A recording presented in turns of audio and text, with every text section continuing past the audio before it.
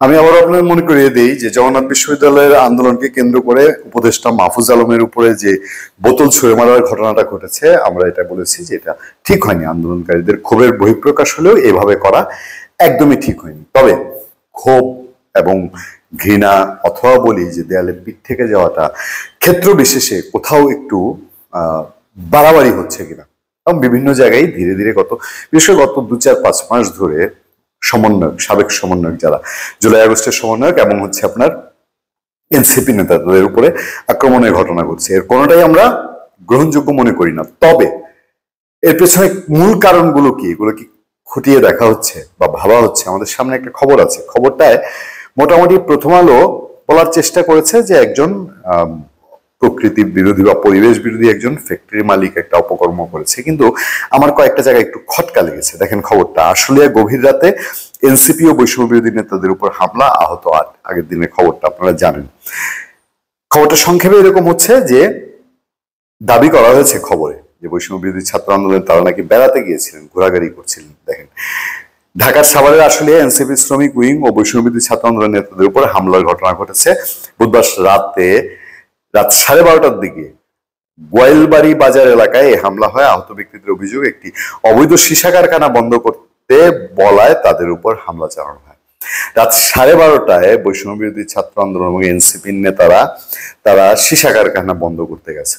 একটা প্রশ্ন থাকে না, দ্বিতীয়বার দিচ্ছে। এবার পরের কাহিনীতে যান। হামলায় 8 জন আহত হয়েছেন, তাদের মধ্যে 3 জনকে এনাম মেডিকেলে নেওয়া হয়েছে। তারা হলেন, বলা হচ্ছে কি, এনসিপি শ্রমিক উইং এর কেন্দ্রীয় সংগঠক রিফাত আহমেদ ওরফে ইমন সহ বিভিন্ন বিস্তারিত তালিকা দিয়েছে প্রথম আলো। তাদের উপজেলা সাভার কমপ্লেক্সে ভর্তি করা হয়েছে। তো এরপরে বলা হচ্ছে যে হাসপাতালে চিকিৎসাধীন আহত নেতা কর্মীরা জানান, বুধবার রাতে এনসিপি শ্রমিক উইং এর এক নেতা সহ সাভার উপজেলার বৈষম্য বিরোধী ছাত্র আন্দোলনের বেশ কয়েকজন আশুলিয়ার শ্রীপুর এলাকায় ঘুরতে যান। রাত 12:30টায় তারা শ্রীপুর এলাকায় ঘুরতে গেছেন, ভালো কথা মানলাম। সেখানে একজনের বাসায় তাদের দাওয়াত ছিল। রান্না চলাকালে তারা শিমুলিয়া এলাকায় চা খেতে যান।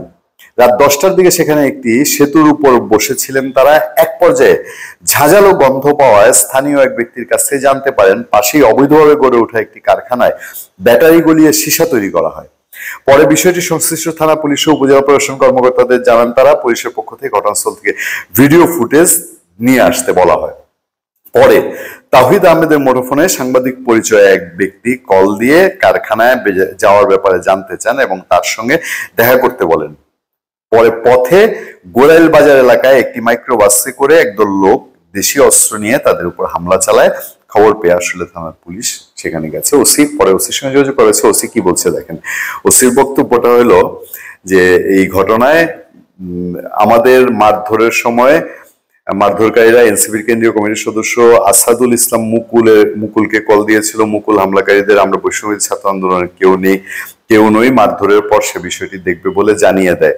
আচ্ছা, তারপরে ওসি সাহেব বলছে যে একটা মারামারির কথা আমরা শুনেছি এবং সেটা নিয়ে পরে ব্যবস্থা নেওয়া হবে। দেখেন, রাত্রে 10টা, 11টা, 12টায় বৈষম্য বিরোধী তারা দাওয়াতে গিয়া সীসা কারখানার খবর পেয়েছে, ছবি ভিডিও তুলেছে, সব মানলাম। তারপর পুলিশকেও তারা যোগাযোগ করেছে, ভিডিও পাঠাতে বলেছে। তারপর তারা মাইর খেয়েছে। হ্যাঁ, মানে কোথাও যেন একটা খটকা লাগে না? সারা দেশে বিভিন্ন জায়গায় এই সমন্বয়ক পরিচয় চাঁদাবাজির প্রচন্ড অভিযোগ আছে না? দিন দিন তো এখন বছর ফুরায় নেই। তো সেই সময়ের মধ্যে আপনি আশুলিয়ায় যে বৈষম্য বিরোধী এবং এনসিপি নেতাদের উপরে এই হামলা, আপনি খুব সহজ সমীকরণ করবেন বা প্রথম আলো যে তথ্য তুলে ধরেছি, তথ্যের মধ্যে কোথাও একটা ঘাটতি আছে মনে হয় না? ধন্যবাদ সবাইকে। ভালো থাকবেন, সুস্থ থাকবেন। দেখা হবে, কথা হবে সত্য, করুণা এবং সহনশীলতার সাথে। আপনার সাথে আতিক রহমান, পূর্ণিয়া।